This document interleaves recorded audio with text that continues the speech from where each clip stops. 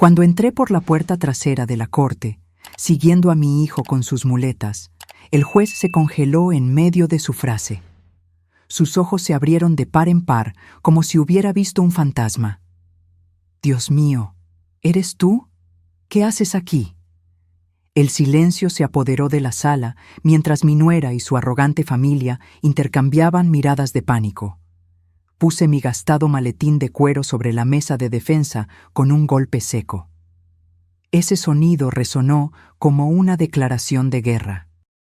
Pero antes de seguir, confirma si ya estás suscrito al canal y escribe en los comentarios. ¿Desde dónde estás viendo este video? Nos encanta saber hasta dónde están llegando nuestras historias. 3 meses antes, jamás hubiera imaginado volver a un juzgado.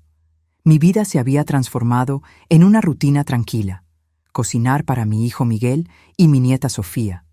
Cuidar de nuestro pequeño jardín y ocasionalmente ayudar con la contabilidad de algunos negocios del barrio. Siempre fui solo Doña Elena para todos en el vecindario. La madre dedicada que había criado sola a un hijo ejemplar, que logró construir su propia casa en las afueras de la Ciudad de México después de años de arduo trabajo como ingeniero civil. Todo cambió una tarde de jueves. El teléfono sonó mientras preparaba la cena. El capataz de la obra donde Miguel trabajaba estaba del otro lado, con la voz ahogada. «Doña Elena, ocurrió un accidente. Miguel se cayó de un andamio. Está en el hospital. Venga rápido». El mundo se vino abajo. Lo dejé todo y corrí al hospital, con el corazón a punto de salírseme del pecho. Cuando llegué, encontré a Miguel acostado en una cama, consciente, pero con los ojos vacíos. El médico me explicó la situación con una frialdad que me dio escalofríos. Miguel nunca volvería a caminar normalmente. Sus piernas habían sufrido daños graves. En el mejor de los casos, lograría moverse con muletas por el resto de su vida. Carla, mi nuera, estaba a su lado. Al principio, parecía estar lidiando bien con la situación. Abrazaba a Miguel, acariciaba su cabello y prometía que todo estaría bien.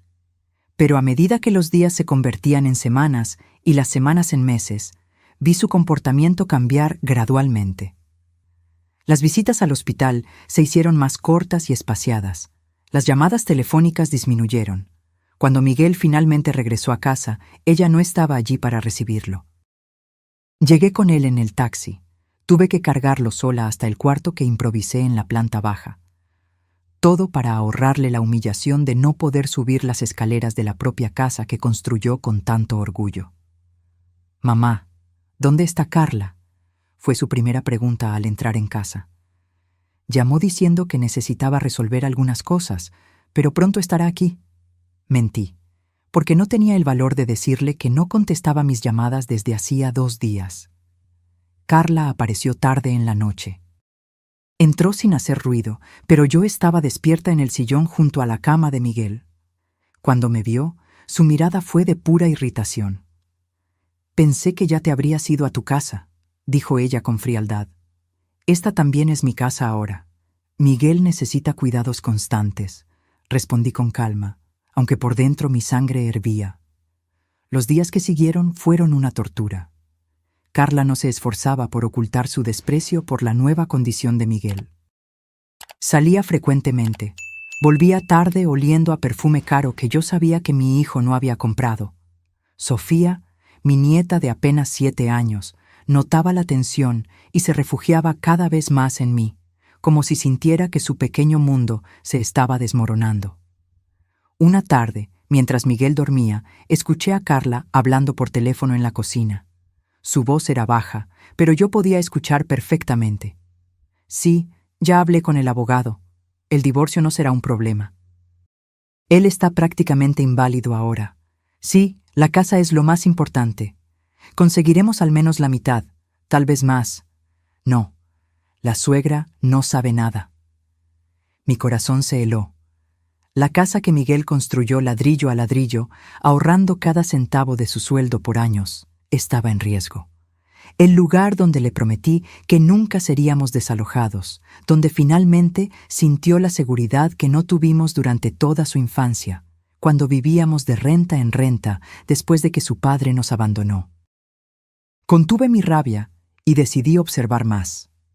En los días siguientes, noté a Carla tomando fotos de muebles, documentos, haciendo anotaciones sobre todo en la casa, como si estuviera preparando un inventario. Hablaba frecuentemente con alguien por teléfono, siempre saliendo al patio para que no la escucháramos. Entonces, una mañana de domingo, lanzó la bomba durante el desayuno. «Miguel, necesitamos hablar», dijo ella, poniendo un folder sobre la mesa. «Esto ya no está funcionando. Quiero el divorcio». Miguel dejó caer la taza que sostenía. Sus ojos, ya tristes por meses, se llenaron de una desesperación que me partió el alma. «Carla, ¿por qué? Sé que estoy diferente, pero sigo siendo el mismo hombre. Aún puedo ser un buen esposo, un buen padre». Su voz se quebró. «No es eso», ella cortó fríamente. «Ya no siento lo mismo desde hace mucho tiempo. El accidente solo aceleró lo inevitable».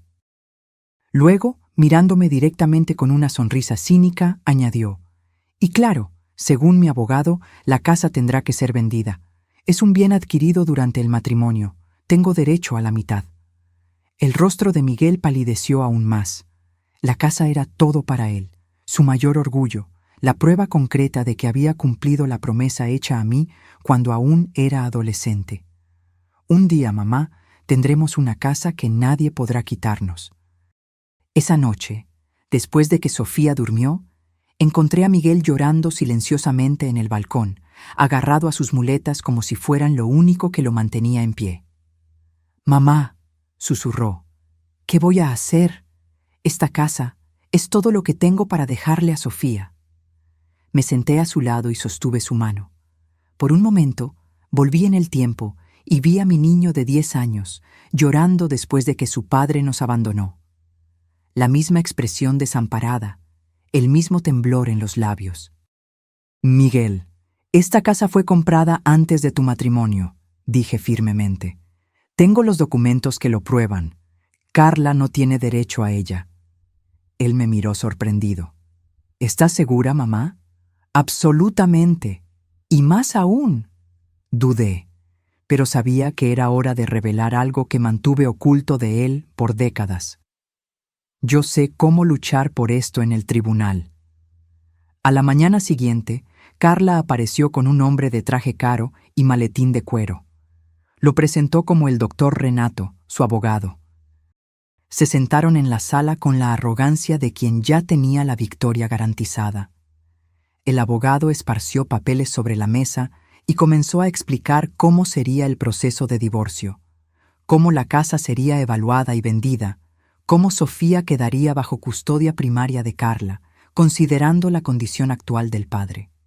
Miguel se hundía cada vez más en el sillón, sus manos temblando sobre las muletas. Antes de que yo pudiera decir algo, Sofía entró en la sala. Había escuchado todo detrás de la puerta. «No quiero irme con mami. Quiero quedarme con papi y la abuela», gritó ella, corriendo a los brazos de Miguel. El rostro de Carla se contorsionó de rabia. «Sofía, no seas ridícula. Tu padre ya no puede cuidarte. Míralo. Apenas puede cuidarse a sí mismo». Esas palabras fueron como una puñalada en el corazón de Miguel. Sus ojos se llenaron de lágrimas y abrazó a Sofía como si fuera la última vez. Fue en ese momento que algo dentro de mí despertó. Algo que yo había enterrado hacía más de 30 años. Me levanté, caminé hasta mi cuarto y volví con una caja de madera antigua.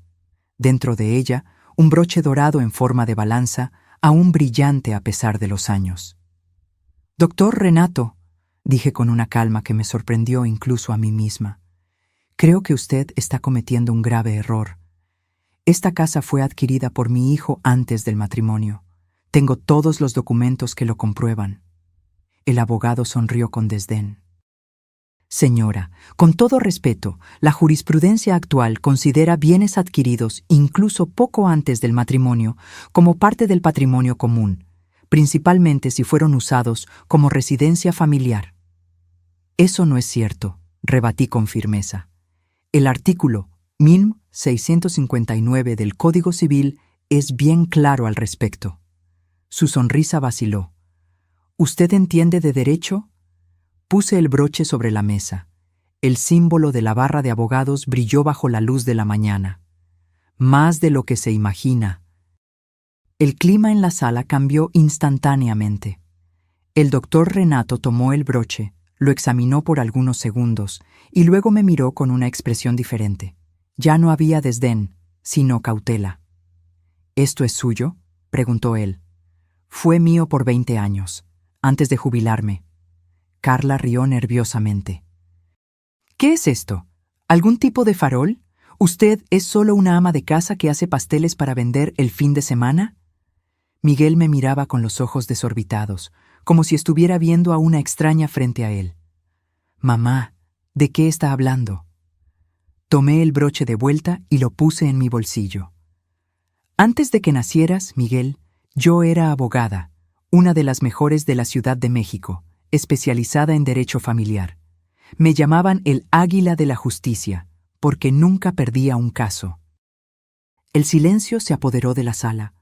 Por primera vez vi un destello de miedo en los ojos de Carla.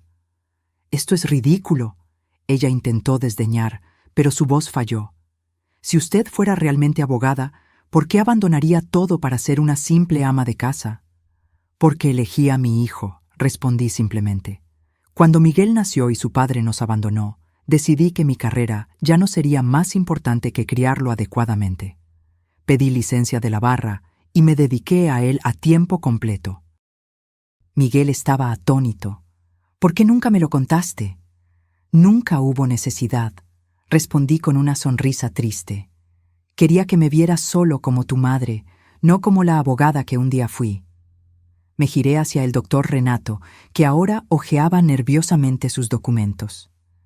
«Ahora, doctor, creo que necesitamos revisar todos esos papeles. Y sugiero que comencemos por los documentos de la casa, que tengo guardados y que prueban inequívocamente que fue adquirida por Miguel 2 años antes del matrimonio». Las semanas que siguieron fueron intensas. Carla, al ver que su plan inicial se había desmoronado, cambió de estrategia. Ahora luchaba por la custodia exclusiva de Sofía, alegando que Miguel, en su condición, no podía cuidar adecuadamente de su hija. Para nuestra sorpresa, consiguió un informe médico cuestionable, afirmando que Miguel sufría de depresión severa que comprometía su capacidad de cuidado parental. El médico que firmó el documento era primo del nuevo novio de Carla, como descubrimos después. Mientras tanto, yo trabajaba incansablemente para preparar nuestra defensa. Desenterré mis viejos libros de derecho, me actualicé sobre las nuevas leyes y jurisprudencias, pasé noches en vela revisando cada detalle del proceso. La sensación de estar nuevamente inmersa en el mundo jurídico era extrañamente reconfortante, como encontrar a un viejo amigo. Miguel me observaba con creciente admiración.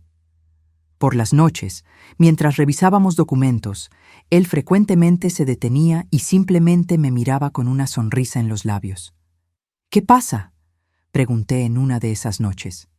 «Estoy tratando de imaginarte en los tribunales, enfrentando a jueces y abogados», respondió él. Debió ser increíble. Sonreí, sintiendo una punzada de nostalgia. Fue una parte importante de mi vida, pero nada comparado con criarte. ¿Por qué nunca regresaste? Después de que crecí, pudiste haber retomado tu carrera. Suspiré, mirando la pila de documentos frente a nosotras. Algunas puertas, cuando se cierran, son muy difíciles de reabrir. No le conté toda la verdad. No mencioné el último caso que defendí, el escándalo que involucró a un juez corrupto, las amenazas que recibí, la decisión de desaparecer de la vida pública para proteger a mi hijo. Algunas heridas son demasiado profundas para ser expuestas, incluso después de tantos años. Cada día la audiencia se acercaba. Carla intensificó su campaña contra Miguel. Comenzó a llevarse a Sofía lejos los fines de semana, volviendo con la niña cargada de regalos caros y la cabeza llena de promesas de una vida lujosa si se quedaba con su madre. ¿Sabías que si te vienes a vivir conmigo, tendrás tu propia habitación con televisión? Escuché a Carla decirle a Sofía una tarde en que trajo a la niña de vuelta. Y podemos tener un perrito, el que siempre quisiste. Sofía, a sus 7 años, estaba confundida con toda la situación. Una noche, la encontré llorando en su cuarto. Me senté a su lado en la cama. «¿Qué pasa, mi amor?», pregunté, secando sus lágrimas. «Abuela, mami dijo que papi ya no puede cuidarme porque está enfermo de las piernas. ¿Es eso cierto?». Mi corazón se encogió. «Claro que no, cariño. Tu padre te ama más que a nada en el mundo. Sus piernas están lastimadas, pero su corazón y su cerebro están perfectamente sanos. Y es con ellos que él te cuida, ¿entiendes?».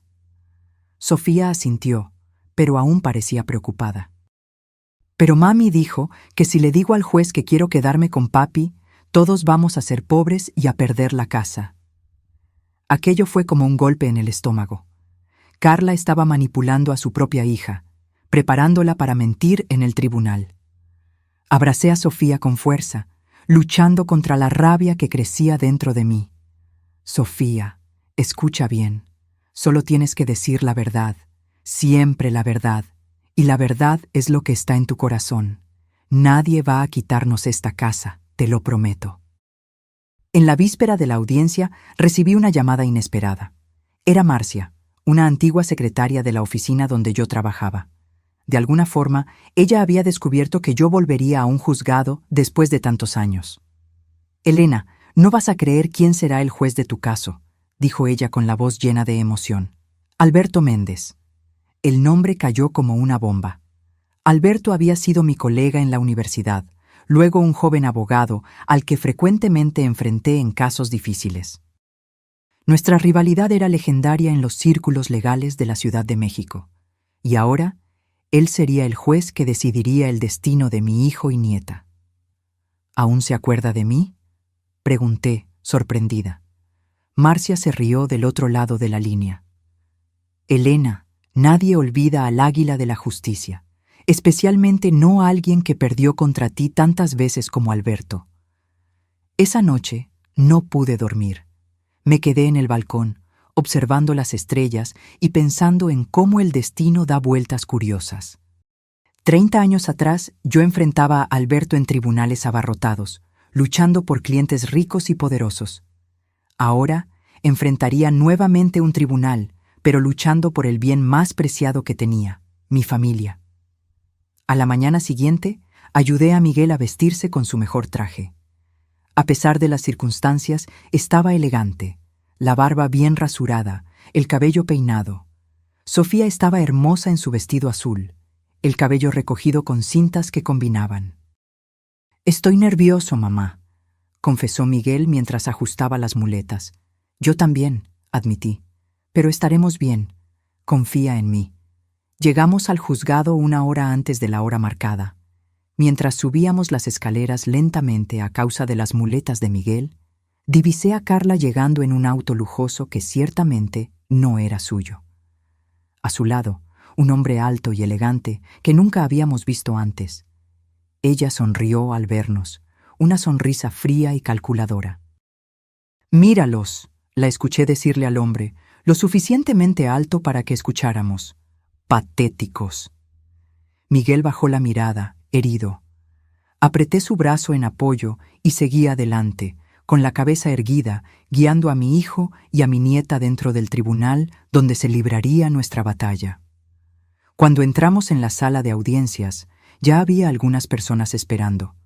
Carla y su abogado ya estaban allí, así como el hombre elegante que ahora descubrí ser Gustavo, su nuevo novio. Nos sentamos en el lado opuesto, yo entre Miguel y Sofía, sosteniendo las manos de los dos. Y entonces, a las 10 en punto, la puerta lateral se abrió y el juez entró. Alberto Méndez estaba más viejo, el cabello gris en las sienes, algunas arrugas marcando su rostro, pero aún tenía el mismo porte altivo que yo recordaba. Se sentó, ajustó sus anteojos y comenzó a hojear los documentos del caso. Cuando levantó los ojos para examinar a las partes presentes, su mirada pasó por Carla, por su abogado, y finalmente se posó en nosotras. Fue entonces que me vio. Sus ojos se abrieron de par en par. Dejó caer la pluma que sostenía. Por un momento pensé que iba a tener un ataque. «Dios mío», murmuró, tan bajo que casi no lo escuché. «¿Eres tú, Helena? ¿Qué estás haciendo aquí?» El silencio se apoderó de la sala.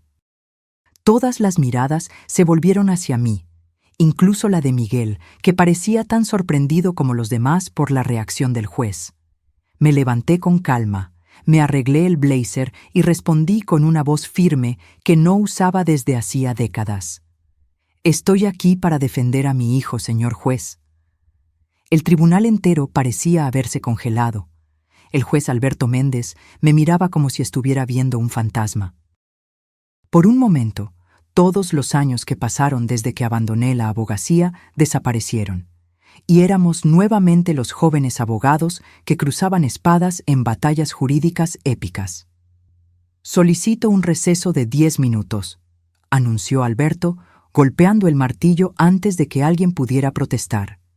Se levantó rápidamente y salió por una puerta lateral aún visiblemente afectado. El murmullo se apoderó de la sala inmediatamente. Vi a Carla inclinarse hacia el doctor. Renato susurrando frenéticamente. El abogado parecía preocupado, consultando su tableta con urgencia. Miguel se giró hacia mí. «Mamá, ¿qué acaba de pasar? ¿Conoces al juez?» «Fuimos colegas hace mucho tiempo», respondí, tratando de sonar tranquila, aunque mi corazón estaba acelerado. «Competíamos mucho en el tribunal. Y por lo visto lo impresionabas», comentó Miguel, con una pequeña sonrisa formándose en sus labios por primera vez en días. Sofía tiró de mi manga. «Abuela, ¿por qué el juez se sorprendió tanto al verte?» Me agaché para quedar a su altura, porque, cariño, a veces las personas se sorprenden cuando ven a alguien del pasado.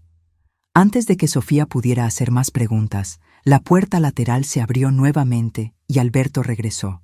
Su rostro estaba más compuesto, pero sus ojos aún revelaban asombro cuando se posaban sobre mí.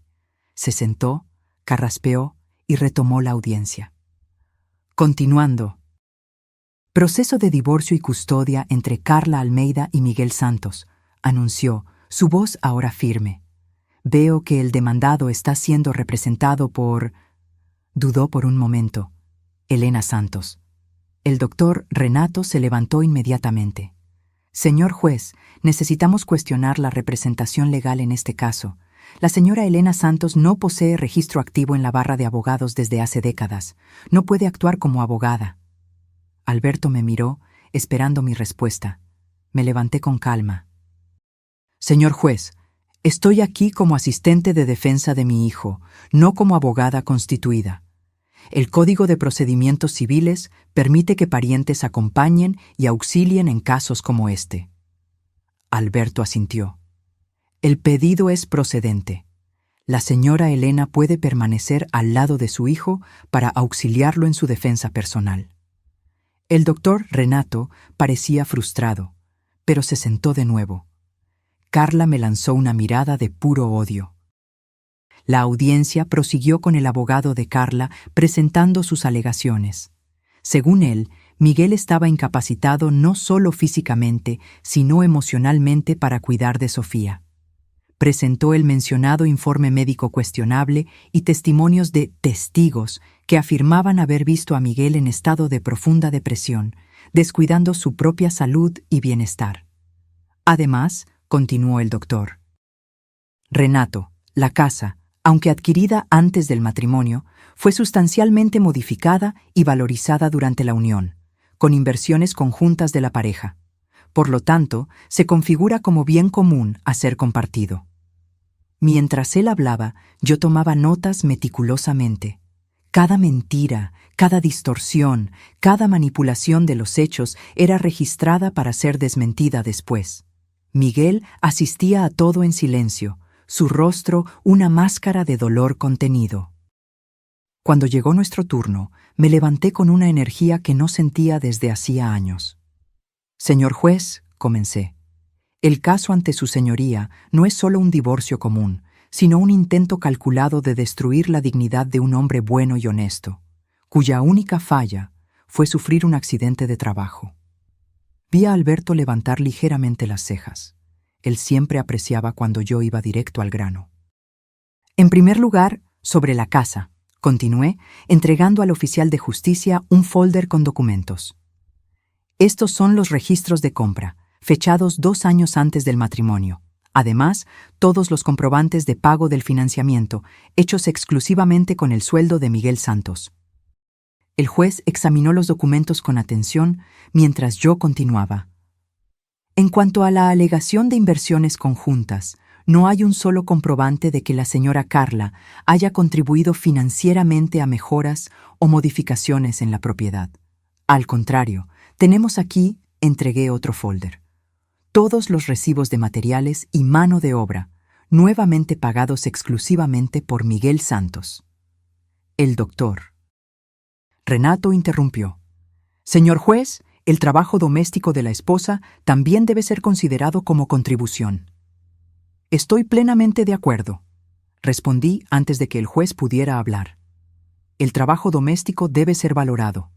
Sin embargo, tenemos testimonios de 2 empleadas domésticas que trabajaron en la residencia de la pareja durante todo el periodo del matrimonio, pagadas íntegramente por el señor Miguel Santos. La contribución doméstica de la señora Carla fue, como mínimo, limitada.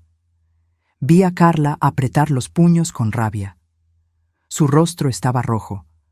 Sobre la custodia, proseguí, el informe médico presentado por la parte contraria fue emitido por un profesional que tiene parentesco de primer grado con el actual compañero de la señora Carla.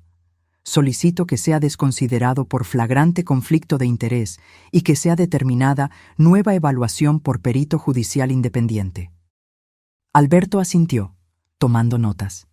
Parecía impresionado, y eso me dio más confianza para continuar. Además, la defensa quisiera solicitar la audiencia de la menor Sofía Santos, que está presente hoy, para que ella pueda expresar su opinión sobre con quién desea residir conforme prevé el estatuto del menor. El doctor Renato se levantó nuevamente, agitado. Señor juez, la niña tiene solo 7 años. No tiene discernimiento para tomar tal decisión y ciertamente fue influenciada por la abuela. Alberto reflexionó por un momento. El pedido es procedente. Escucharé a la menor en mi despacho, sin la presencia de los padres o abogados. Carla palideció. Sabía que su plan de manipular a Sofía para que mintiera en el tribunal se había desmoronado.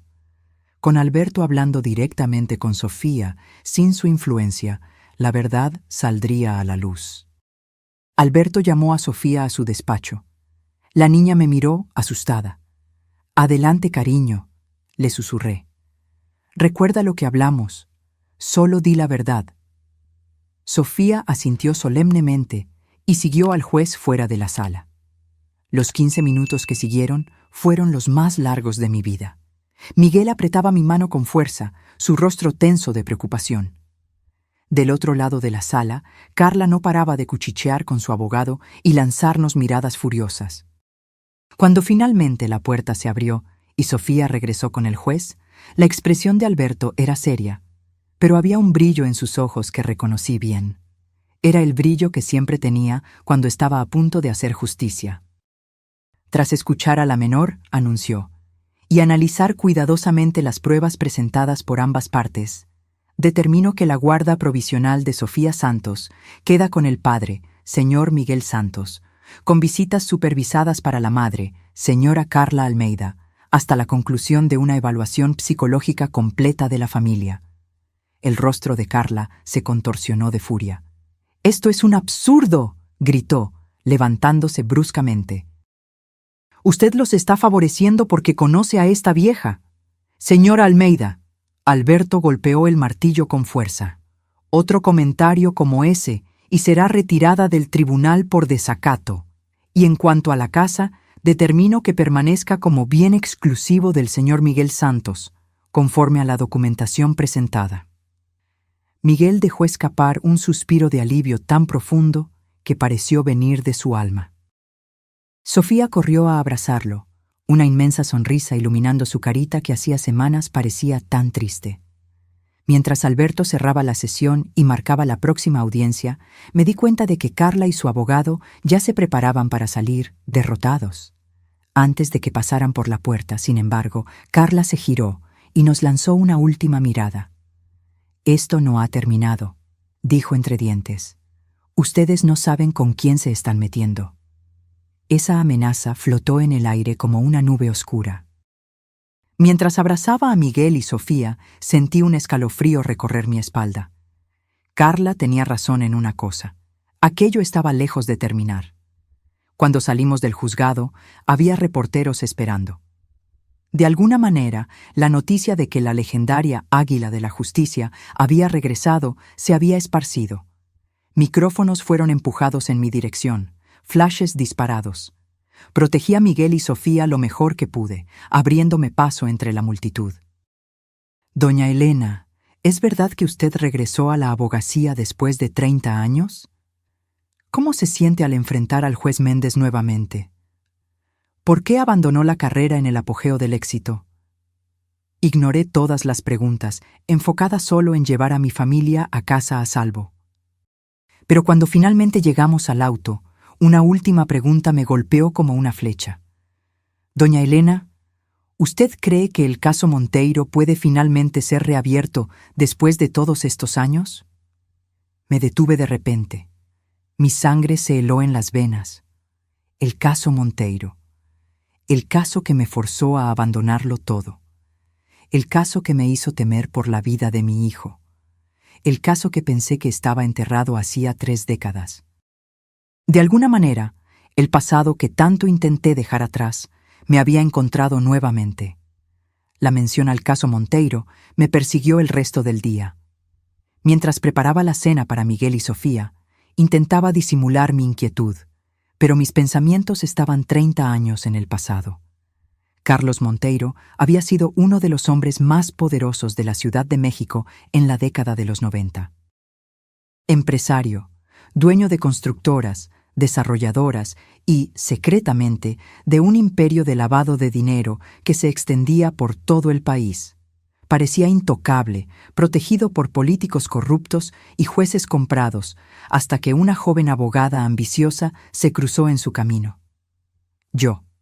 Fue el mayor caso de mi carrera. Representaba a la esposa de Monteiro en su divorcio, una mujer asustada que finalmente había tenido el valor de dejarlo después de años de abuso. Durante la investigación patrimonial, descubrí documentos que incriminaban a Monteiro en una red de corrupción que involucraba a jueces, fiscales y empresarios. Hice lo que creía correcto. Anexé todo al proceso y denuncié a la fiscalía. Lo que siguió fue una pesadilla. Monteiro usó todo su poder para destruirme. Sobornó al juez del caso, quien desconsideró todas las pruebas. Fui acusada de falsificación de documentos, difamación, y casi pierdo mi licencia para ejercer. Pero lo peor fueron las amenazas, notas anónimas describiendo la rutina de Miguel, entonces con solo 5 años, en la escuela. Fotografías nuestras tomadas sin nuestro conocimiento. Un mensaje claro: retrocede o sufre las consecuencias. Una noche, al llegar a casa, encontré la puerta forzada y, en el cuarto de Miguel, un oso de peluche con la cabeza decapitada. Fue cuando decidí que ningún caso valía la vida de mi hijo. Renuncié al proceso, pedí licencia de la barra de abogados y desaparecimos. Cambiamos de barrio, cambié mi apellido de vuelta al de soltera y me convertí solo en Doña Elena, la madre dedicada que hacía pasteles para complementar los ingresos. Monteiro murió hace 10 años. Pero su influencia y su red de corrupción ciertamente sobrevivieron a él. Y ahora, por algún motivo, ese fantasma había resurgido. «Mamá, ¿estás bien?» La voz de Miguel me trajo de vuelta al presente. Él me observaba desde la puerta de la cocina, apoyado en sus muletas. «Sí, hijo, solo estoy cansada». Forcé una sonrisa. Fue increíble hoy, ¿sabes? Miguel se acercó, sus ojos brillando de admiración. Cuando el juez te vio, parecía que estaba viendo una leyenda viva. Sonreí, esta vez genuinamente. Alberto y yo tuvimos muchas batallas en el pasado. Él era brillante, pero muchas veces estaba del lado equivocado de la justicia. Y ahora él es juez. Miguel negó con la cabeza, incrédulo. El mundo da muchas vueltas. Sí, las da. Suspiré, pensando en cómo esas vueltas a veces nos llevan de vuelta a lugares que preferiríamos evitar. Después de la cena, cuando Sofía ya estaba durmiendo, fui a mi cuarto y abrí la caja donde guardaba los pocos recuerdos de mi vida anterior. En el fondo, escondido bajo papeles amarillentos, estaba una memoria USB que no tocaba desde hacía décadas. La única copia de las pruebas contra Monteiro y su red que yo había mantenido, por seguridad. Conecté la memoria a mi portátil antiguo y, para mi sorpresa, los archivos aún estaban allí. Fotos, documentos, grabaciones, pruebas de una corrupción sistémica que nunca salió a la luz. Nombres de jueces, políticos, empresarios, muchos aún activos, algunos en posiciones aún más poderosas hoy. Mi teléfono sonó, haciéndome saltar. Número desconocido. Contesté con hesitación. Elena. La voz del otro lado era grave, masculina, vagamente familiar. No digas mi nombre, estás en peligro. ¿Quién es?, susurré, aunque estaba casi segura. Un viejo amigo, alguien que estaba de tu lado en el caso Monteiro. La voz dudó. Necesitamos hablar, pero no por teléfono. Mañana, mediodía, Alameda Central, cerca de la estatua principal. La llamada fue terminada antes de que yo pudiera responder. Mi corazón latía tan fuerte que parecía querer salirse del pecho. Ricardo Novaes, el fiscal que me había apoyado en el caso Monteiro, antes de también ser amenazado y transferido a un pueblito en el interior. Él también había abandonado la lucha, como yo. Pero, ¿por qué buscarme ahora? Pasé la noche en vela, pensando. A la mañana siguiente, cuando Miguel despertó, le dije una mentira, que necesitaba ir al centro a resolver asuntos relacionados con el proceso. Él se ofreció a ir conmigo, pero insistí en que se quedara con Sofía. ¿Está pasando algo, mamá?, preguntó él, preocupado. Estás extraña desde ayer. Nada de qué preocuparse, mentí nuevamente, odiándome por eso. Solo nerviosa con el avance del proceso. Llegué a la Alameda Central 20 minutos antes de lo acordado. El lugar estaba abarrotado, como siempre. Elegí una banca con buena vista de la estatua principal y esperé, observando cuidadosamente a cada persona que pasaba.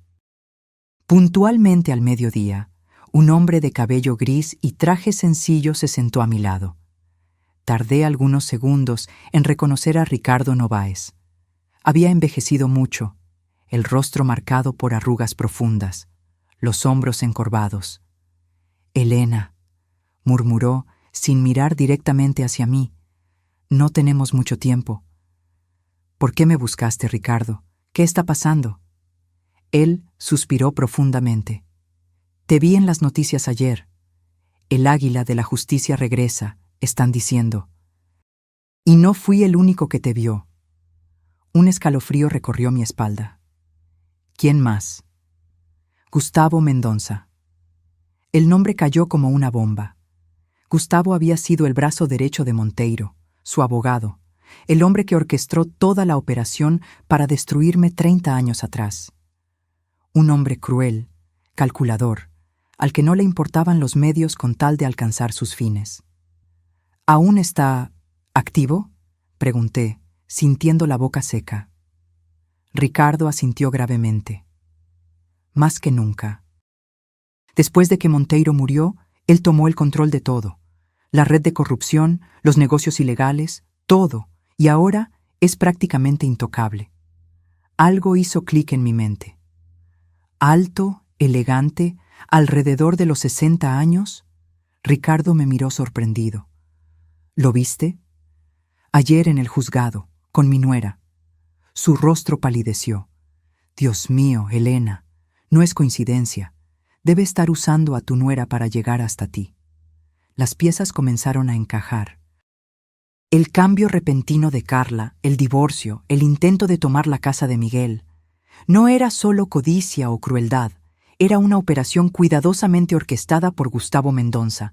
¿Pero por qué? ¿Por qué ahora, después de tantos años? Ricardo, esto no tiene sentido. ¿Por qué le importaría a Gustavo lo que yo haga ahora? El caso Monteiro está muerto y enterrado hace décadas.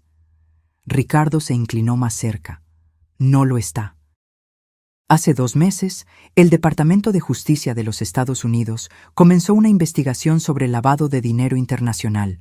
Están siguiendo el mismo rastro que tú encontraste 30 años atrás, solo que ahora a una escala mucho mayor. Mi corazón dio un salto, y las pruebas que yo tenía serían suficientes para derribar no solo a Gustavo, sino a la mitad del poder judicial de la capital y a varios políticos poderosos. Ricardo miró nerviosamente a su alrededor. Gustavo debe haber descubierto que guardaste copias, y ahora que reapareciste públicamente, él quiere asegurarse de que no voy a entregarlas. Completé, sintiendo un nudo en el estómago. Exactamente. Está usando a tu nuera para atacarte, Elena. Probablemente la encontró por casualidad, pero cuando descubrió quién era ella, la transformó en un arma contra mí y mi hijo. Mi voz se quebró. ¿Y ahora? ¿Aún tienes las pruebas? Asentí lentamente. Entonces, tienes 2 opciones, dijo Ricardo, su rostro una máscara de seriedad. Entregar todo al FBI, que está coordinando la investigación con la Policía Federal, o destruirlo todo y esperar que Gustavo crea que ya no eres una amenaza. ¿Y si entrego las pruebas? Tú y tu familia necesitarán protección. Los testigos contra personas como Gustavo tienen un historial pobre de supervivencia. Nos quedamos en silencio por unos momentos. La plaza continuaba su ritmo normal a nuestro alrededor. Personas apuradas, vendedores ambulantes, niños corriendo. Un mundo ajeno al drama que se desarrollaba en nuestra pequeña banca. Necesito pensar, dije finalmente, y necesito proteger a Miguel y Sofía. Ricardo asintió, levantándose. Usa este teléfono para contactarme, dijo, deslizándome discretamente un celular prepago. Es seguro. Y Elena, ten cuidado. Gustavo no es el tipo de hombre que se rinde fácilmente. Observé a Ricardo alejarse entre la multitud, sintiendo el peso del mundo sobre mis hombros. 30 años atrás, había elegido la seguridad de Miguel en detrimento de la justicia. Ahora, estaba nuevamente ante el mismo dilema, solo que esta vez, la amenaza ya estaba dentro de nuestra casa, en la forma de Carla y su nuevo novio. Cuando regresé a casa, encontré a Miguel en el balcón, jugando a las cartas con Sofía. Al verme, su rostro se iluminó. «¿Cómo te fue en el centro, mamá?», preguntó. «Productivo», respondí vagamente. «Miguel, necesitamos hablar, sobre Carla». Él suspiró, la sonrisa desapareciendo. «¿Descubriste algo nuevo?» «Sofía, cariño», me dirigí a mi nieta. «¿Puedes ir por ese pastel de chocolate a la cocina para nosotros?» La niña asintió alegremente y corrió adentro. Cuando estuvo lo suficientemente lejos, me senté al lado de Miguel. «Hijo, ¿llegaste a conocer al nuevo novio de Carla? ¿Gustavo?» Miguel frunció el ceño. «Solo de vista». «¿Por qué? ¿Sabes a qué se dedica? ¿De dónde lo conoce?» Carla dijo que es empresario, dueño de constructoras o algo así. Lo conoció en una fiesta de trabajo, creo. Miguel me miraba confuso. «Mamá, ¿qué está pasando?» Hesité. Contarle toda la verdad a Miguel significaría involucrarlo en un peligro que no pedía ni merecía. Pero mantenerlo en la oscuridad podría ser aún más peligroso. «Miguel, ¿recuerdas que te conté que abandoné la abogacía para dedicarme a ti?» Él asintió. No fue toda la verdad. Abandoné porque estábamos siendo amenazados a causa de un caso que yo estaba investigando. Un caso de corrupción que involucraba a personas muy poderosas. Los ojos de Miguel se abrieron de par en par. ¿Y qué tiene eso que ver con Carla? El hombre con quien ella está ahora, Gustavo Mendonça, era parte de ese esquema de corrupción. Y creo que él está usando a Carla para llegar hasta nosotros, especialmente ahora que volvía a aparecer públicamente. Miguel palideció. Dios mío, ¿crees que Carla sabe esto? ¿Que ella nos está traicionando conscientemente? Suspiré. No sé, hijo. Puede estar siendo manipulada o puede ser cómplice. De cualquier forma, estamos en peligro.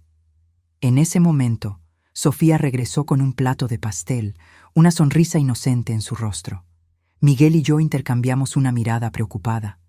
Nuestra pequeña familia, que acababa de ganar una batalla en el juzgado, ahora enfrentaba una amenaza mucho mayor. Y yo sabía que, esta vez, no podía simplemente huir y empezar de nuevo. Esta vez necesitaría enfrentar a los fantasmas de mi pasado de una vez por todas. El día siguiente a mi conversación con Ricardo amaneció gris y lluvioso, como si el clima reflejara la tormenta que se formaba en nuestra vida. Después de una noche sin dormir, tomé una decisión. No huiría más. Era hora de enfrentar a Gustavo Mendonça y acabar con esta amenaza de una vez por todas. «Miguel», llamé a mi hijo mientras él tomaba café. «Necesito que tú y Sofía pasen algunos días en casa de la tía Marcia». Miguel me miró perplejo. «¿Por qué? ¿Qué estás planeando, mamá?» «Es solo una precaución», respondí, tratando de sonar casual mientras preparaba el café. «Las cosas pueden complicarse en los próximos días, y prefiero que ustedes estén lejos». Miguel puso la taza en la mesa con fuerza. «Ya no somos niños, mamá.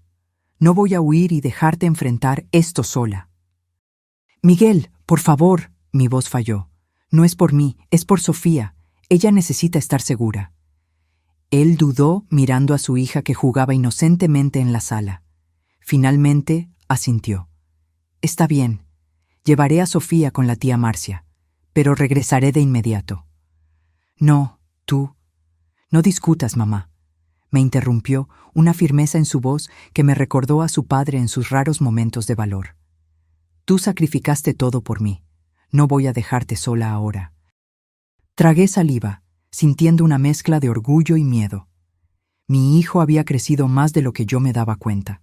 Acepté a regañadientes. Después de que Miguel salió con Sofía, fui a mi cuarto y recuperé la memoria USB.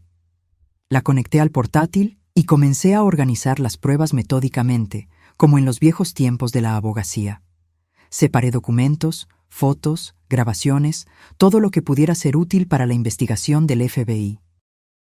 Hice copias y las almacené en diferentes dispositivos, incluyendo una cuenta de correo electrónico anónima que creé especialmente para eso. El teléfono prepago que Ricardo me había dado sonó. Era él. «Elena, conseguí contacto con el agente del FBI responsable de la investigación. Quiere reunirse contigo esta noche». «¿Dónde?» «En el Hotel Continental, a las 8 p.m., cuarto 512. Ve sola y no le digas a nadie». «Estaré allí», respondí, sintiendo una mezcla de alivio y aprensión. La tarde pasó lentamente. Miguel regresó según lo prometido, y pasamos las horas siguientes revisando los documentos juntos. Le conté todo sobre el caso Monteiro, sobre las amenazas, sobre por qué realmente abandoné la abogacía. Él escuchó en silencio, sus ojos abriéndose de par en par, ocasionalmente con las revelaciones. «¿Por qué no me lo contaste antes?», preguntó cuando terminé. «Quería protegerte», respondí sinceramente. «Quería que tuvieras una vida normal, sin miedo». Miguel negó con la cabeza, una sonrisa triste en sus labios. «Renunciaste a todo por mí, tu carrera, tu identidad, todo». «Y lo haría de nuevo», respondí, sosteniendo su mano. «Eres lo mejor que me ha pasado en la vida, Miguel». A las 7:30 p.m. salí para encontrarme con el agente del FBI. Miguel insistió en acompañarme hasta el hotel, a pesar de la dificultad con las muletas. Lo dejé en el vestíbulo, prometiendo volver en 1 hora. Subí hasta el 5º piso, mi corazón latiendo fuerte. El pasillo estaba desierto y silencioso. Me detuve frente al cuarto 512 y llamé suavemente. Nadie respondió. Llamé de nuevo, más fuerte. Silencio. Un escalofrío recorrió mi espalda. Algo andaba mal. Intenté el picaporte y, para mi sorpresa, la puerta no estaba cerrada. La abrí lentamente, preparada para retroceder si era necesario. El cuarto estaba oscuro. Tanteé la pared en busca del interruptor y encendí la luz. Lo que vi me hizo congelar. Ricardo estaba tirado en el suelo, un charco de sangre extendiéndose bajo su cuerpo. Corrí hacia él, pero un rápido toque en su cuello confirmó mi temor. No había pulso. Ricardo estaba muerto. Antes de que pudiera procesar el horror de la escena, escuché un ruido detrás de mí. Me giré rápidamente. Gustavo Mendonça estaba parado en la puerta del baño, una sonrisa fría en su rostro envejecido, pero aún cruel. Elena Vieira, dijo lentamente, saboreando mi antiguo nombre. O debo decir, Águila de la Justicia, ¿cuánto tiempo? Me levanté lentamente, manteniendo los ojos fijos en él. No había señal de arma, pero eso no significaba que no estuviera armado. Gustavo, respondí, manteniendo mi voz firme a pesar del miedo. ¿Por qué no me sorprende que estés detrás de todo esto? Él se rió, un sonido áspero y sin humor. Los viejos hábitos son difíciles de abandonar, al igual que las viejas amenazas. Sus ojos se entrecerraron. Debiste haber permanecido olvidada, Elena.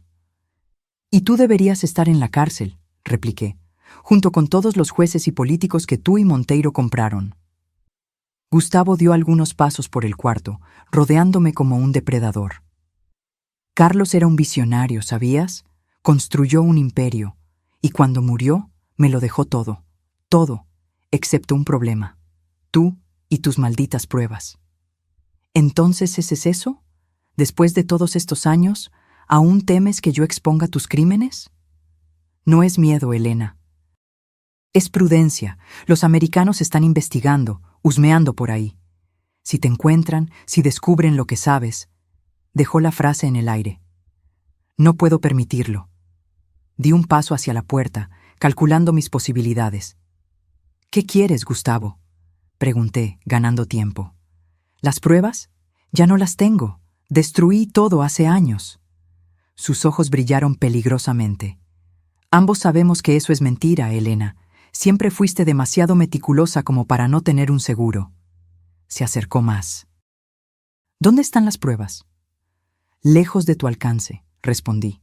Y si algo me sucede, serán entregadas automáticamente a las autoridades. Era un farol, pero mi única oportunidad. Gustavo dudó, sopesando mis palabras.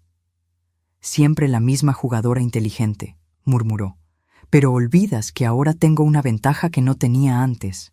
¿Cuál? Tu hijo y tu nieta. Su sonrisa se ensanchó al ver el pánico en mi rostro. Oh, no te preocupes, están bien, por ahora. Pero vas a entregarme todas las pruebas, o la próxima persona en el suelo será tu precioso Miguel. Mi sangre se heló. Si los tocas, eso depende enteramente de ti, Elena. Sacó un celular del bolsillo. Una llamada, es todo lo que necesito hacer. Estaba acorralada. Si entregaba las pruebas, no habría garantía de que Gustavo nos dejaría en paz. Ciertamente me mataría, como mató a Ricardo. Pero si me negaba, Miguel y posiblemente Sofía estarían en peligro inmediato. En ese momento, escuché un ruido en el pasillo. Pasos, voces. Gustavo también escuchó y se giró rápidamente hacia la puerta. Fue el momento de distracción que yo necesitaba. Con un movimiento rápido que no sabía que aún poseía a mis 60 años, avancé sobre él.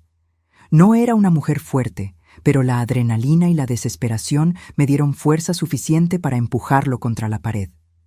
Su celular cayó al suelo. Lo pateé lejos y corrí hacia la puerta. Gustavo se recuperó rápidamente y vino detrás de mí, agarrando mi brazo con fuerza. «¡No vas a ir a ninguna parte!», gritó, su rostro contorsionado de rabia. Luchamos brevemente. Yo intentaba soltarme mientras él intentaba arrastrarme de vuelta al cuarto. Fue cuando escuché una voz familiar. «¡Suelta a mi madre!». Miguel estaba en el pasillo, apoyado en sus muletas, el rostro pálido pero determinado. A su lado, para mi completa sorpresa, estaba el juez Alberto Méndez. Gustavo se congeló, sus ojos abriéndose de par en par al ver a Alberto. «Méndez», susurró, «¿qué demonios estás haciendo aquí?» Alberto avanzó, su postura imponente a pesar de la edad, haciendo lo que debía haber hecho 30 años atrás Mendoza. Mi conciencia finalmente habló más alto que mi miedo. Por un momento, no entendí lo que estaba pasando. Entonces, la realidad me golpeó. Alberto había sido uno de los jueces comprados por Monteiro y Gustavo. Era por eso que había archivado mi caso contra Monteiro tantos años atrás. «Tú...» comencé, pero no pude terminar la frase. Alberto me miró con vergüenza en los ojos. «Cuando te vi en el juzgado ayer, Elena, supe que era mi oportunidad de redención. Tu hijo me buscó hoy, preocupado. Me contó sobre tu reunión sospechosa. Vine de inmediato». Gustavo se rió amargamente. «¿Entonces vas a volverte contra mí ahora, Alberto? ¿Después de todos estos años aceptando mi dinero? Hipócrita».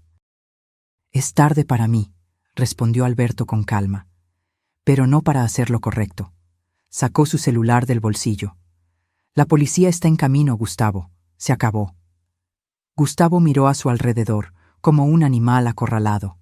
Entonces, en un movimiento desesperado, me empujó con fuerza y corrió en dirección a las escaleras de emergencia. Alberto intentó interceptarlo, pero Gustavo fue más rápido y desapareció por la puerta de las escaleras. Miguel se acercó rápidamente, apoyándose en sus muletas, y me abrazó. «Mamá, ¿estás bien? Me preocupé cuando tardaste. El juez Méndez apareció en el hotel preguntando por ti y...» «Estoy bien», respondí, aún temblando. «Pero Ricardo...» Señalé el cuarto, donde el cuerpo de mi antiguo amigo yacía. Alberto fue hasta allí y regresó con el rostro grave. «Necesitamos llamar a la policía de inmediato. Y tú necesitas contar todo, Elena, todo». En los minutos siguientes, el hotel se llenó de policías. Fuimos llevados a la delegación, donde pasé horas prestando declaración, entregando las pruebas que había guardado por tanto tiempo, explicando cada conexión, cada crimen que había descubierto 3 décadas atrás. El delegado que me escuchaba parecía cada vez más atónito con las revelaciones. «Señora Elena», dijo finalmente, «esto es mucho más grande de lo que imaginábamos. Voy a necesitar involucrar a la Policía Federal y a la Fiscalía, y usted y su familia necesitarán protección». Miré a Miguel, que había permanecido a mi lado durante toda la declaración, y sentí una ola de amor y gratitud por su apoyo. Aún herido, aún enfrentando sus propios desafíos, él estaba allí, fuerte como una roca. «¿Qué sucede ahora?», pregunté al delegado. «Gustavo Mendoza ya está en la lista de buscados. Todas las salidas de la ciudad están siendo monitoreadas. No irá lejos». Hizo una pausa. «En cuanto a su nuera, Carla, necesitaremos interrogarla, determinar su nivel de implicación». Miguel suspiró pesadamente. «Ella probablemente no sabía nada, ¿verdad, mamá? Era solo una pieza en el juego de Gustavo». Puse mi mano sobre la suya. «Probablemente, pero eso no excusa lo que te hizo, hijo». Cuando finalmente fuimos liberados, ya era madrugada, policías nos escoltaron hasta casa, donde 2 agentes se quedarían de guardia hasta que Gustavo fuera capturado. La casa parecía extrañamente vacía sin Sofía, pero yo estaba aliviada de que ella estuviera a salvo con Marcia. Miguel y yo nos sentamos en el balcón, demasiado exhaustos para dormir, aún procesando todo lo que había sucedido. «Siento que te estoy conociendo de nuevo, mamá», dijo Miguel suavemente. «Toda esta historia, tú enfrentando a poderosos, siendo amenazada, renunciando a todo por mí, es surreal». Sonreí cansada. Nunca me arrepentí, ¿sabes?, de elegirte a ti en lugar de la carrera, en lugar de la justicia. Siempre fuiste mi prioridad. Él sostuvo mi mano. «¿Y ahora? Cuando todo esto termine...» Miré al cielo, donde las primeras luces de la mañana comenzaban a aparecer. «No sé. Tal vez, por primera vez en 30 años, pueda finalmente ser quien realmente soy. Elena Vieira, el águila de la justicia. Y Elena Santos, tu madre. Ambas, sin tener que esconder una de ellas. Miguel sonrió. Me gusta esa idea. Sofía adorará saber que su abuela es una especie de superheroína retirada. Me reí, sintiendo un peso salir de mis hombros. El peligro aún no había pasado, pero por primera vez en décadas sentí esperanza verdadera. No solo de sobrevivir, sino de vivir plenamente, sin miedo, sin secretos, y, tal vez, de finalmente hacer justicia. Los días que siguieron fueron un torbellino. La noticia de la detención del juez Alberto Méndez, que se entregó voluntariamente para colaborar con las investigaciones, y la cacería de Gustavo Mendonça acapararon los titulares de todos los periódicos. Mi nombre, que había sido olvidado por 3 décadas, resurgió con fuerza total. Águila de la Justicia regresa y desmantela esquema de corrupción que sobrevivió por 30 años. Reporteros rodeaban nuestra casa día y noche, mantenidos a distancia por los policías que nos daban seguridad. Miguel, Sofía y yo vivíamos prácticamente aislados, saliendo solo para declaraciones o cuando era absolutamente necesario. Al 4.º día después de los eventos en el hotel, recibimos la noticia. Gustavo Mendonça había sido capturado intentando huir a Paraguay. La ola de alivio que sentí fue indescriptible. Por primera vez en días, dormí sin pesadillas. A la mañana siguiente, fui llamada para una declaración formal en la Policía Federal. Allí, encontré un equipo de investigadores mexicanos y 2 agentes del FBI que habían volado especialmente a la Ciudad de México después de que las pruebas que proporcioné llegaron a Washington. Señora Vieira, dijo el agente americano, un hombre de mediana edad con acento marcado. Las pruebas que usted conservó son el eslabón que faltaba en nuestra investigación. Usted acaba de ayudarnos a desmantelar una de las mayores redes de lavado de dinero de las Américas. 30 años después, comenté con una sonrisa triste, supongo que más vale tarde que nunca. La delegada de la Policía Federal, una mujer de mirada firme llamada Doctora Renata, añadió: basándonos en sus pruebas y en la colaboración del juez Méndez, ya conseguimos órdenes de arresto para 3 magistrados, 2 fiscales y un senador. Esto es solo el comienzo. ¿Y qué hay de Carla?, pregunté, pensando en Miguel y Sofía. Mi nuera. La doctora Renata consultó algunas anotaciones. Se comprobó que ella no tenía conocimiento de las actividades criminales de Gustavo Mendonça.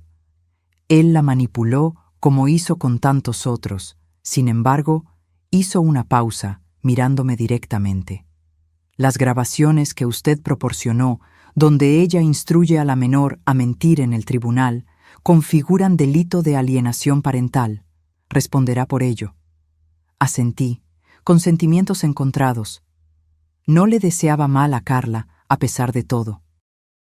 Había herido a Miguel profundamente, intentado quitarnos nuestro hogar, pero en el fondo era solo otra víctima de Gustavo, manipulada por promesas de una vida lujosa. Cuando regresé a casa esa tarde, encontré a Miguel y Sofía en el balcón. Mi nieta corrió a abrazarme tan pronto me vio. «Abuela, papi dijo que eres una heroína, que atrapaste a hombres malos». Me reí, abrazándola con fuerza. No soy exactamente una heroína, cariño. Solo hice lo que tenía que hacerse. Miguel sonrió, apoyado en sus muletas. Para nosotros lo eres. Siempre lo has sido. Esa noche, mientras Sofía dormía, Miguel y yo conversamos largamente sobre el futuro. Las investigaciones continuarían por meses, tal vez años. Nuestras vidas nunca volverían a ser las mismas. Estoy pensando en volver a la abogacía, le confesé, casi avergonzada por admitir ese deseo a mis 60 años. Reactivar mi licencia. Miguel asintió, sin sorpresa. Sabía que dirías eso. Vi cómo tus ojos brillaban en el tribunal, mamá. Era como si hubieras reencontrado una parte perdida de ti misma. Es una locura, ¿verdad? A mi edad, empezar de nuevo. Él sostuvo mi mano. Nunca es tarde para ser quien realmente eres, mamá. Tú me enseñaste eso. 3 meses después, recibí la noticia que cambiaría una vez más el curso de mi vida. La Fiscalía, reconociendo mi papel crucial en el desmantelamiento del esquema de corrupción, me invitó a integrar una fuerza de tarea especial como consultora. No era exactamente volver a la abogacía, pero era un reconocimiento del águila de la justicia que pensé haber enterrado décadas atrás. Acepté de inmediato. Mi primer día en la nueva función coincidió con la audiencia final del divorcio de Miguel y Carla. La guarda de Sofía había sido definitivamente concedida a Miguel, con derecho a visitas supervisadas para Carla después de que ella cumpliera servicio comunitario por el intento de alienación parental. Cuando entré en el tribunal esa mañana, ya no era la madre desesperada tratando de proteger a su hijo. Era Elena Vieira, el águila de la justicia, con la cabeza erguida, sin miedo a mostrar quién realmente era. El caso fue rápido. La nueva juez, una mujer joven y seria, confirmó la sentencia anterior. La casa permanecería íntegramente con Miguel, y él tendría la guarda de Sofía. Carla, sentada al otro lado de la sala, parecía una sombra de la mujer arrogante que había sido meses antes. Nuestras miradas se cruzaron brevemente, y vi arrepentimiento en sus ojos.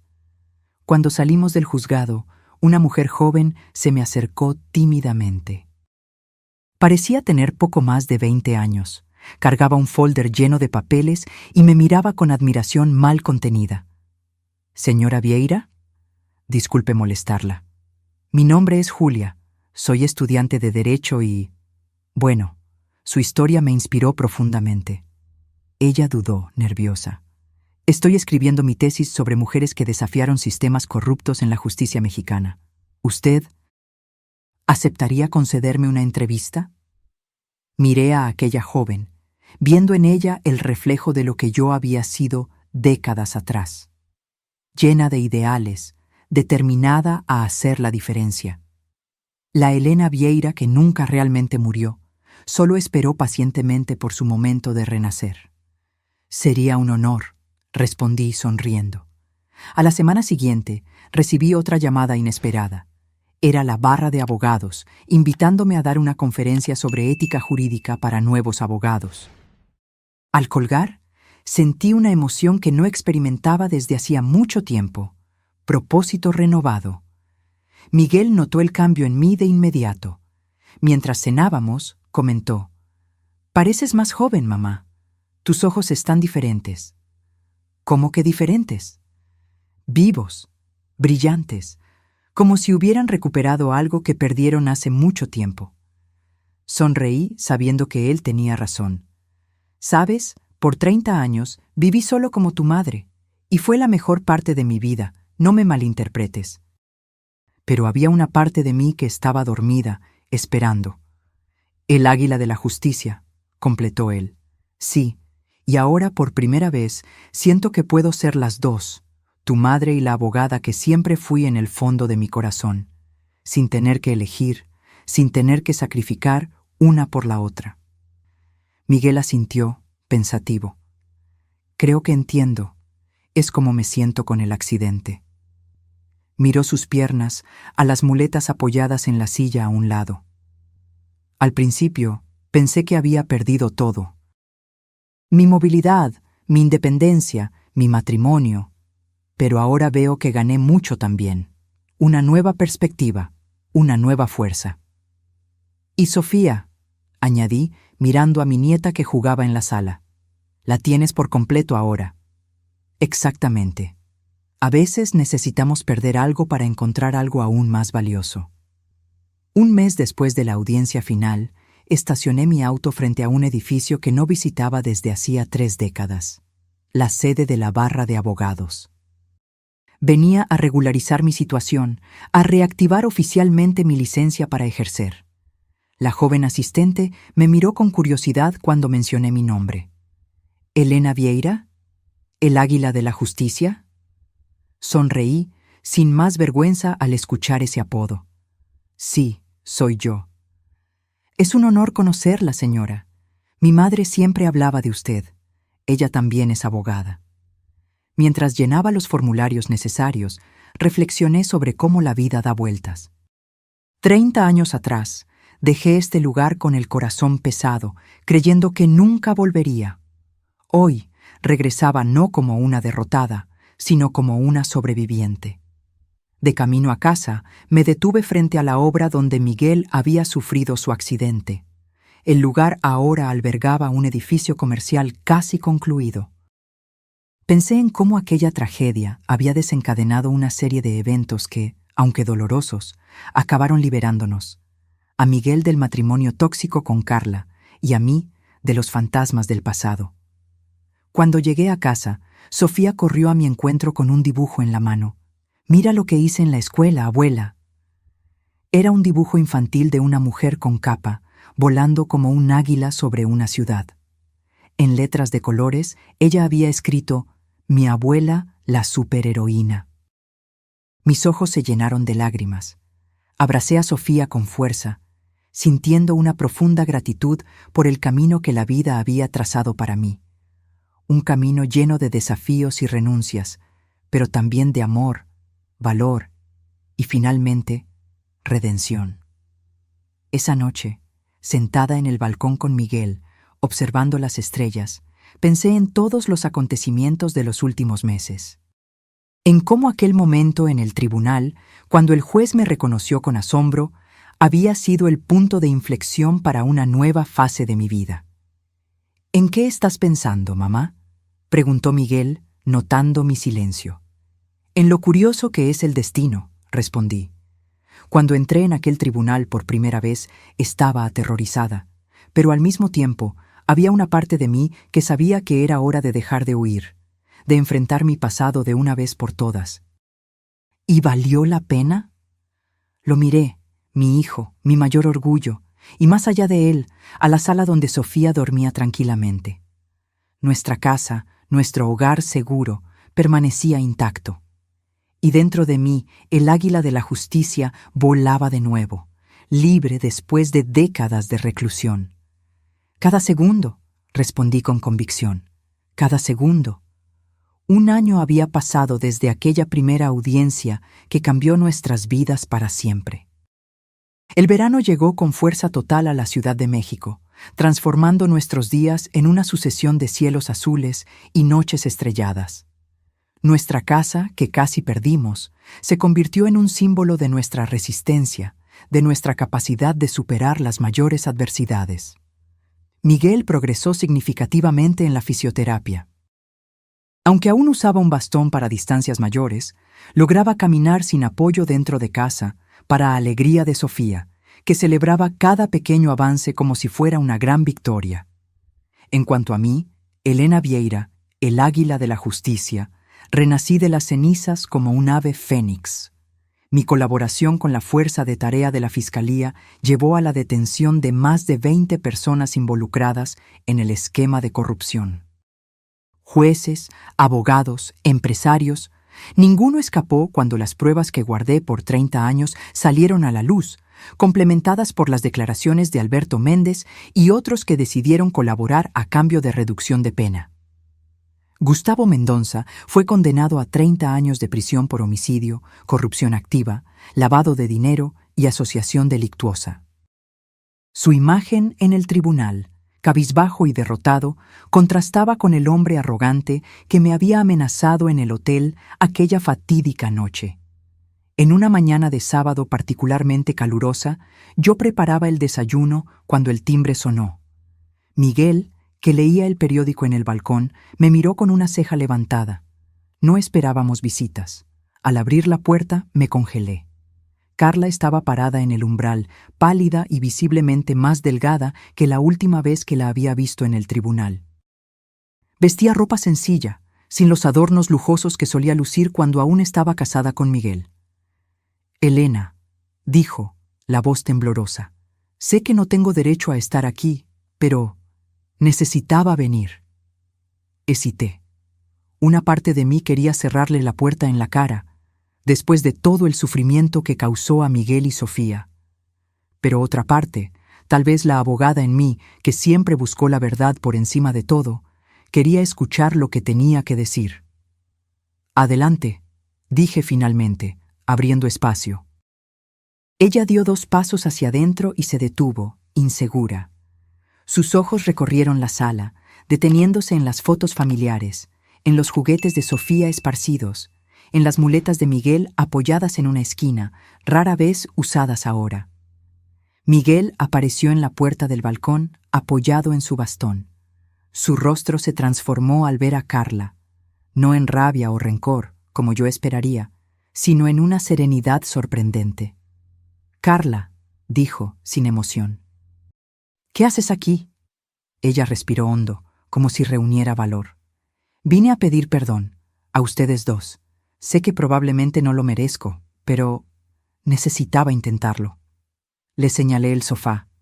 «Siéntate». Ella obedeció, las manos temblando ligeramente al posarse en el bolso gastado que cargaba.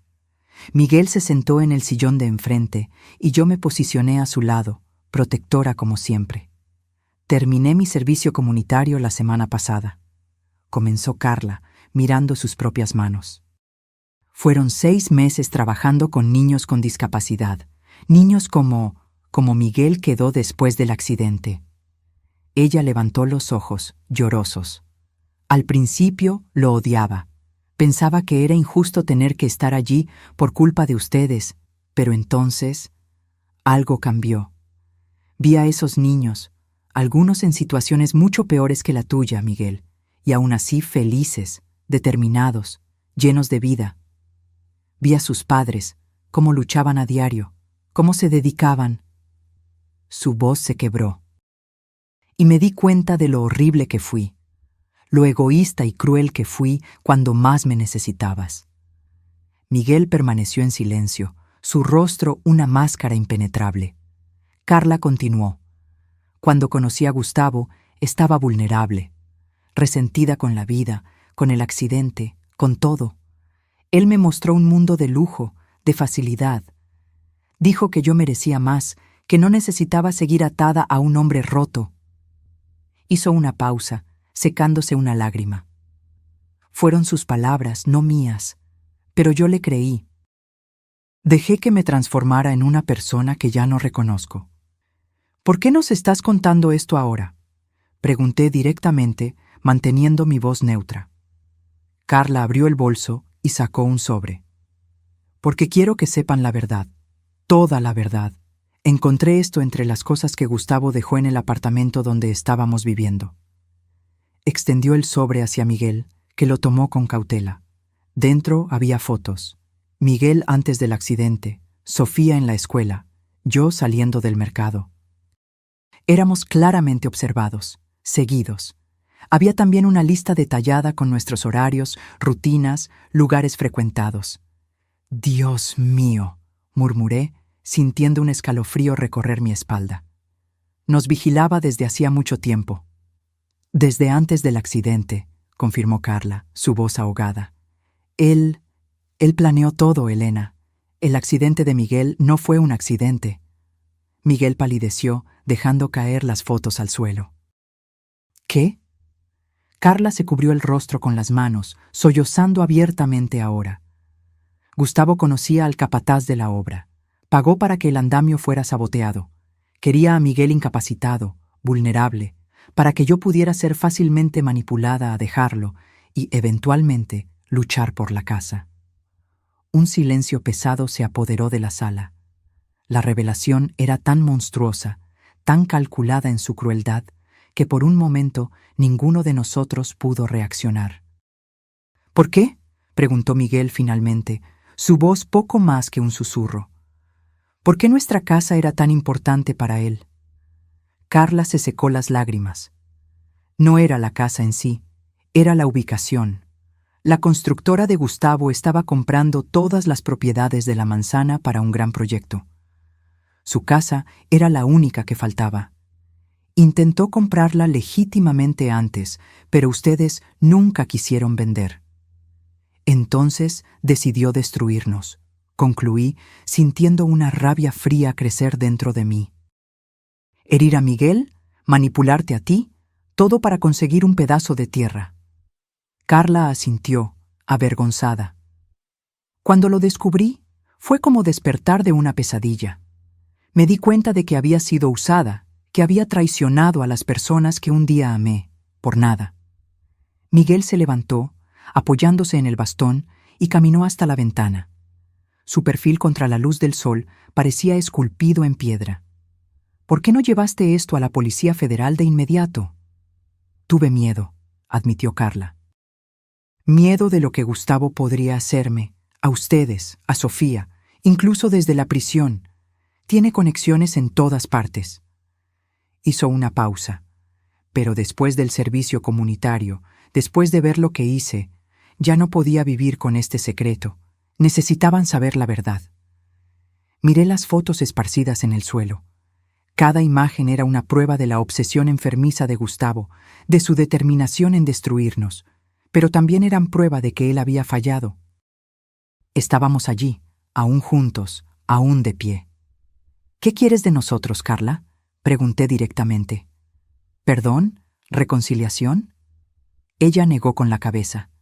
No estoy aquí pidiendo nada, solo pensé que merecían saber la verdad. Dudó, luego añadió en voz baja. Y quería que Sofía supiera que, a pesar de todo, la amo, que nunca dejé de amarla, incluso cuando hice todo mal. Miguel finalmente se giró de la ventana. Su rostro estaba sereno, aunque sus ojos reflejaban el dolor de la traición recién descubierta. Sofía está en casa de una amiga hoy, pero podemos hablar sobre un nuevo arreglo para tus visitas, sin supervisión tal vez. Carla lo miró con sorpresa. ¿Después de todo lo que hice? ¿Después de lo que acabo de contar? Fuiste manipulada, respondió Miguel con calma. Como todos lo fuimos, de una forma u otra. La diferencia es que tuviste el valor de admitir tus errores y buscar redención. Me miró. Mi madre me enseñó que nunca es tarde para empezar de nuevo, para ser quienes realmente somos. Reconocí mis propias palabras, dichas a él meses atrás. La sabiduría circular de la vida, pasando de madre a hijo y volviendo. Carla nos dejó 1 hora después, con la promesa de llevar formalmente sus descubrimientos a la Policía Federal. Miguel y yo nos quedamos en el balcón, procesando todo lo que habíamos aprendido. ¿Cómo te sientes?, pregunté, observando su perfil contra el sol de la tarde. Extraño, respondió él honestamente. Saber que mi accidente fue planeado, que alguien deliberadamente quiso herirme de esa manera, es difícil de procesar. Puse mi mano sobre la suya. Lo siento mucho, Miguel. Él negó con la cabeza. No lo sientas. Como le dije a Carla, todos fuimos manipulados. Pero míranos ahora. Sonrió, una sonrisa genuina que iluminó sus ojos. Estoy caminando de nuevo. Tengo a Sofía conmigo. Tú recuperaste tu identidad, tu pasión. De cierta forma, Gustavo nos hizo más fuertes. Reflexioné sobre sus palabras. Era verdad. Las pruebas de los últimos meses habían forjado una nueva versión de nosotros mismos, más fuerte, más auténtica. La verdad, por dolorosa que fuera, nos había liberado. Esa noche, mientras Sofía dormía después de un día agotador jugando en casa de su amiga, tomé mi portátil y comencé a escribir. Las palabras fluían fácilmente, décadas de historias no contadas finalmente encontrando expresión. ¿Qué estás escribiendo?, preguntó Miguel, deteniéndose detrás de mí. Mis memorias, respondí. La historia del Águila de la Justicia, del caso Monteiro hasta ahora. Él sonrió. ¿Vas a contarlo todo, incluso las partes difíciles? Especialmente las partes difíciles, confirmé. La verdad completa, finalmente. 2 semanas después, recibimos otra visita inesperada. La doctora.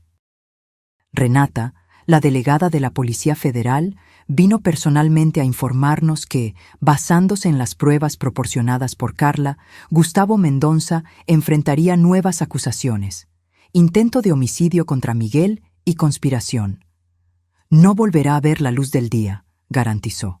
El imperio que construyó se está desmoronando por completo. Cuando se preparaba para irse, me entregó un sobre oficial. La Fiscalía quisiera oficializar su posición en la Fuerza de Tarea, señora Vieira. Ya no como consultora, sino como fiscal especial para casos de corrupción. Su experiencia y conocimiento son invaluables para nosotros. Miré el sobre, sorprendida y emocionada. Era más de lo que jamás esperaría a mis 60 años. Una oportunidad no solo de retomar mi carrera, sino de elevarla a un nivel que ni en mis días más ambiciosos de juventud había imaginado. Es un honor, respondí, aceptando el sobre. Haré lo mejor que pueda. Cuando la doctora Renata salió, Miguel me abrazó con fuerza. Estoy tan orgulloso de ti, mamá.